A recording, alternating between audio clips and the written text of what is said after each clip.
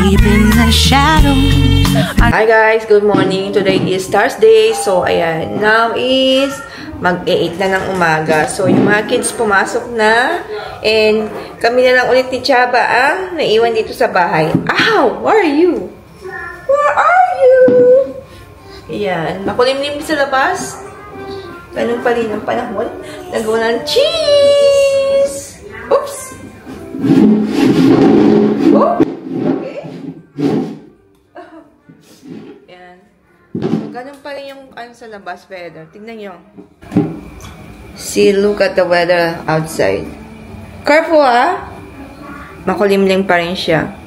Oh, this is a glass. So, you should put back. At itong bambina ko na to, natuto na siyang umakyat dyan gamit itong green stool ni Daddy. Yan. Oh, not this one. Yeah. I think no. I think you better go down. Later you fall down. How? Say hi. Okay, go down, close the door, please. Thank you. Close, close, close. Close. Careful. Careful. Ayan. Pull back the chair. Thank you. Okay. Yeah. Okay, bye. Bye. Don't move. Mommy will be use this one, okay? Just stay still.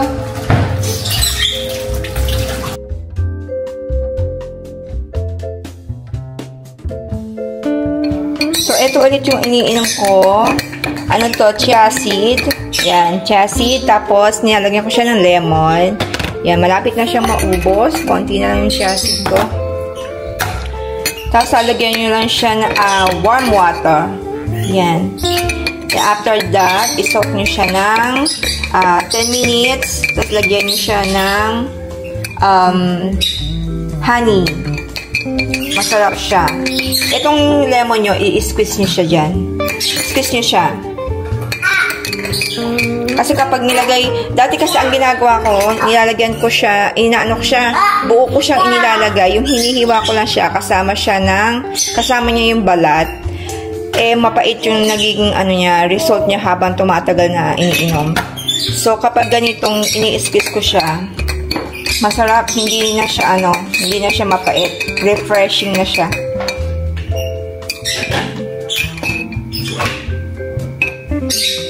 Kung gusto nyo lumiit ang inyong mga tummy, yan, chia seed and lemon.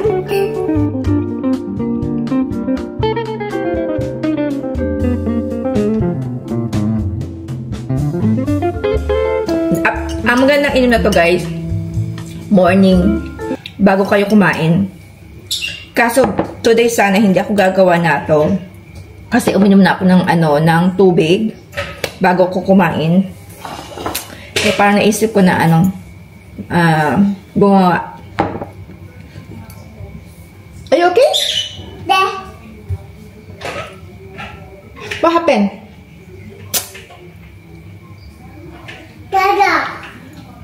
Meron akong kukwento sa inyo. Nakaka-sad lang. Okay na rin. Pero meron kasi kami neighbor dito. Matagal na sila siguro kasing kasabayan lang namin silang lumipat din dito sa estate na to. So, 5 years na rin sila dito. 5 years na rin kami dito. Ang bilis, di ba? So, nung isang araw, nabanggit ni Daddy sa akin na nakita niya naghahakot na yung neighbor namin. Minsan nakakasama namin, nung birthday ni Jaden, nasa video yon, yung neighbor namin na yun. So, ayun, lilipat na daw sila. Nakita ni Daddy, naghahakot sila. Akala ni Daddy, magpaparenovate lang ulit sila ng bahay. Isa lang yung anak nila. Then after that, sabi nung neighbor namin na lalaki, lilipat na nga daw sila ng bahay, malapit doon sa bahay ng parents nila. So, ganun kasi dito talaga. Kapag mga 5 years na yung bahay ninyo, pwede nyo na siyang ibenta. Kumbaga, preparing for your, kung meron kayong anak ha, tapos mag-PP1 na siya o na grade 1, ganyan. kailangan humanap na kayo ng bahay na yung stable na lugar na choice ninyong school na malapit sa bahay ninyo. Ganon. Siguro hindi nila gusto yung school dito, kaya gusto nila lumipat. At saka kapag kasi ganon, halimbawa ibebenta mo yung bahay mo, medyo malaki na yung bentahan. So, magkakaroon ka talaga ng extra money. Ilang araw na lang, Chinese New Year na. Ang bilis ng araw, diba? Naisusuot ko na ulit itong na to. Yung damit na to. Pang exercise. Yan. Oh, yan. Tayo na naman siya. Oh, cover. You never wear underwear. Say hi. Flying kiss. Where are you going? Are you?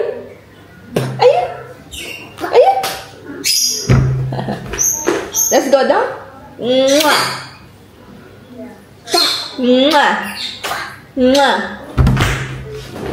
Hug mama. Oh. You okay? You okay? Gabubu? Tinatanggal ninyo yung yung kanyang tawag dito? Seatbelt. Balak ko naman palitan ko eh. Pwede na siyang palitan. Yung baby crib niya, gusto ko na siyang dispose.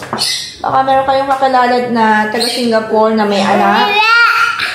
Meron akong baby crib, playpen. Meron din akong playpen. So, ayan. Mahal yung playpen ko na yan. Nasa 500 din kapag binili mo. Galing siya, from Korea. Yung ginamit ni Maiden. Hindi na namin siya ginagamit. Pero ita-try ko siyang i-message yung workmate ko kung gusto niya. Kasi neighbor lang kami. Sayang kasi. Nakakahinayang bago pa oh. Sinaman eh. Sana yung lilipat na namin, na neighbor namin, sana Filipino. or ano tawag dito? Sana sila, Filipino. Para meron na akong neighbor na pag gusto mong kumain ng Filipino food. Oh. No climbing on the table. No. By the way guys, baka meron kayong kakilalang nandito sa Singapore na kailangan ng ng baby playpen. So yung ginagamit to ni Maiden. So hindi na niya ginagamit ngayon. Bala ko na siyang i-dispose. Kailangan itong week na to ma-dispose ko na siya kapag wala. Yan. Walang kukuha. So, itatapon ko na lang siya. Tsaka itong, yung baby crib niya na yan. So, kailangan na rin niya i-dispose. Tapos, meron pa ako ditong, yung carrier. So, kailangan i-dispose yan bago mag-Chinese New Year. Itong week na to. Hi guys! So, now is 2:24 na ng hapon. So, actually, kakagising lang namin ni Chaba. And, ngayon pala kami nagla-lunch. By the way, patapos na pala. Ayan. Patapos na siya na lang yung huling kumakain. So, nagluto lang ako ng yung fried rice olive oil. Yun. Nilagyan ko siya ng, ng olive, yung olive oil. Ano ba yun? Kasi ilalagay ko na lang dito yung yung itsura niya. So, yun. Masarap naman siya. Ilalagyan mo siya ng it's either, pwede mo siya lagyan ng meat, like ng chicken, or beef, ganyan. Then, egg. Tapos, ayun, ipa-fried rice mo na siya. Ganun lang. Ganun kasimple. Masarap siya. And, favorite din to ni Chaba. Actually, hindi kumakain si Chaba ng may itlog, pero kapag nilalagyan ko siya ng egg yung olive oil fried rice ko, masarap siya. Umuulan pa rin. Today 4:30 labas ng mga kids sa school kasi meron silang CCA today. So meron silang mga extracurricular sa school. Yung kay Bunso, wushu. Yung kay Kuya naman, basketball. Yun yung kanilang CCA activity.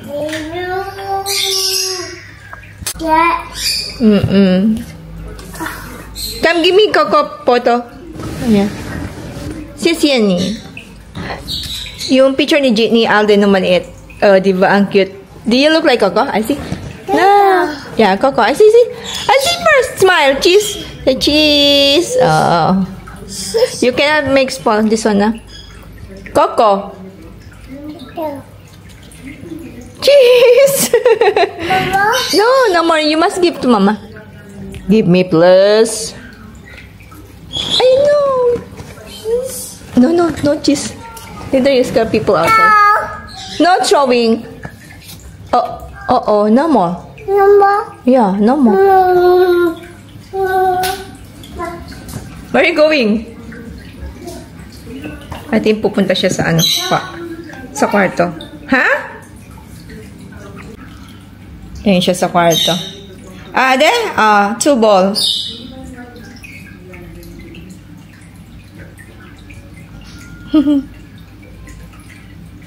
Last night, nagising siya. Tapos, dali po nga ata siguro. Tapos, kinuha niya yung 2 bola. Bit, umiiyak. Tadan! Wow! Careful! You want to play your ball? Actually, balls, ano to nila kuya ball ito nila kuya nung maliliit sila. Yan, itabi ko pa siya. Oh, no. Cannot climb on the table. No! Palo, Mama angry already. I'm angry. This. No. No. No. Yes. Do you want to finish your biscuit? No, Sheseni. Only Meme can drink. My one's different. Nice?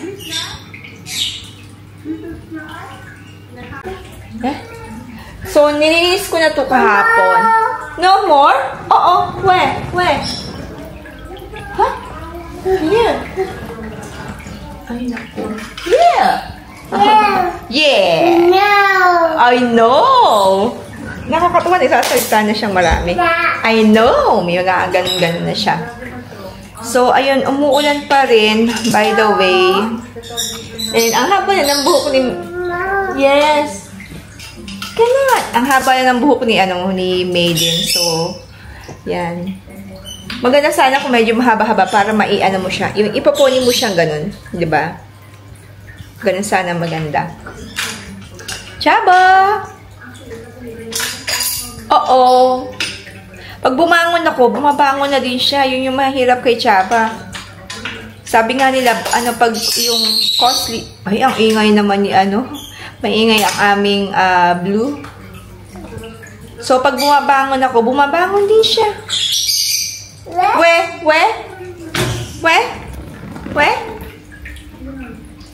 Did you put where? Behind? Where did you put? The bed. Is it raining? Where did you put? Naglalaro siya niyan, oh. Nahiligan niya maglaro ng mga laro. A is for apple. P is for ball. C is for cat. D is for dog. Yung dog niya, whoop, whoop, whoop. Cheese!